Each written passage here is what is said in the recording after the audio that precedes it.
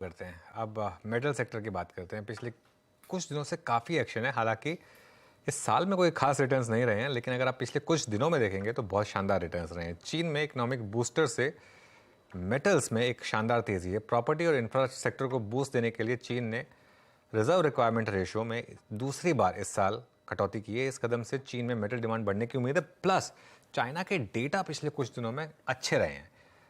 Outlook पर बात करने के लिए हमारे साथ एक्सिस सिक्योरिटीज के सीनियर रिसर्च एनालिस्ट आदित्य वेलेकर जुड़ गए हैं। Aditya, good afternoon. बताइए किस तरीके से देख रहे हैं आप मेटल सेक्टर को इन लाइट ऑफ जो चाइना में रिसेंट डेवलपमेंट्स हुई हैं।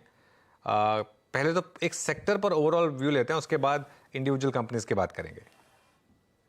गुड आफ्टरनून अनुज। सो चाइना डेफिनेटली एक कंटिन्यूअस सपोर्ट दे रहा है उसकी इकोनॉमी को। तो जो जैसे आपने कहा लास्ट कपल ऑफ वीक से कंटिन्यूअस चाइना से न्यूज आ रही है। तो एक बड़ा ट्रिगर जो सेक्टर के लिए था वो mortgage rates first time buyer और सेकंड टाइम बायर्स के लिए जो उन्होंने कम किए।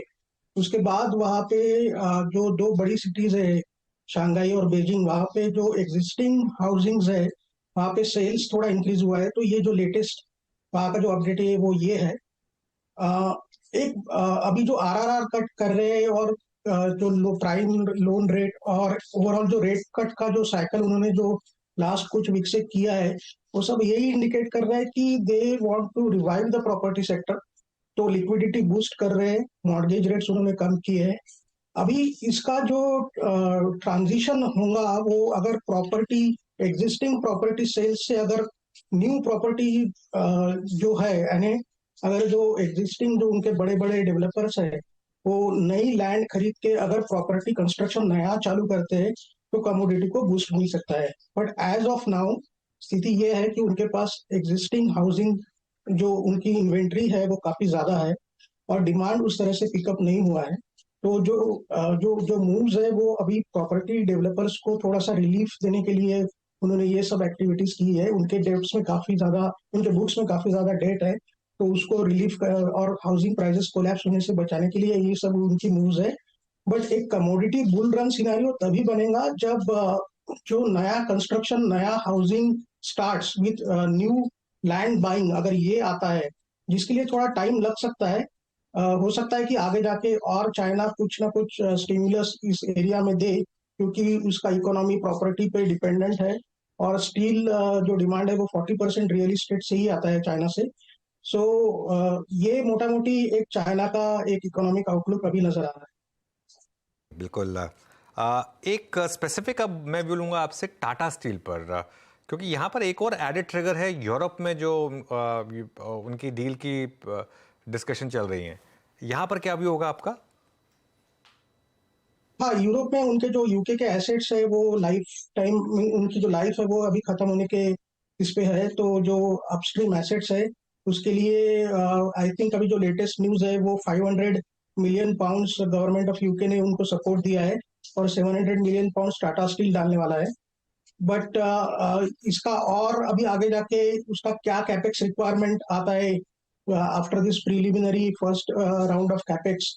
क्योंकि अगर if they go for a green steel transition यहाँ पे तो हो सकता है कि कैपेसिटी रिक्वायरमेंट और आगे बढ़ते जाए। सो वो एक डेवलपिंग स्पेस रहेगा टाटा स्टील यूके का।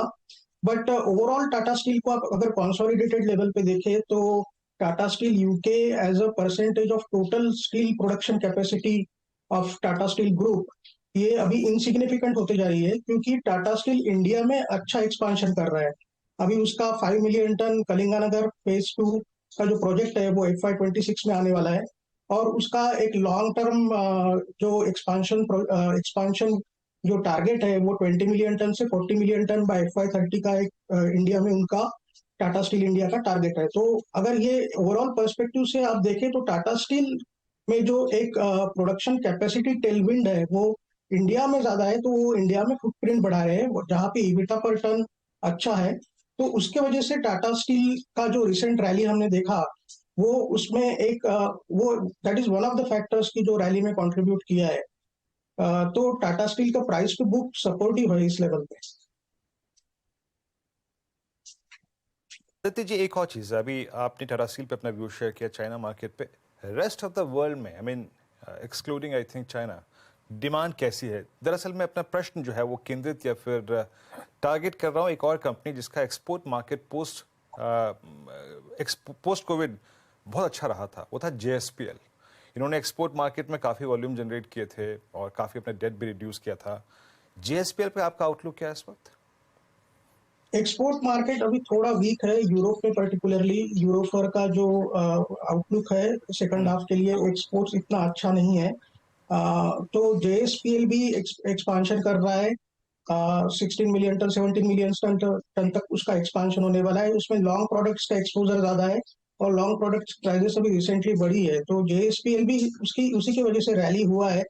बट अभी वैल्यूएशंस इस लेवल पे थोड़े से स्ट्रेच्ड लग रहे हैं और यहाँ से fresh long positions slightly tricky लग रही है। तो ये JSPL पे व्यू है फिलहाल।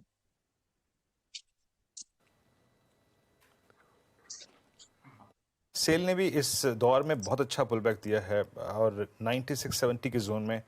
और सेल पे आपका एक व्यू चाहूंगा JSPL के साथ साथ।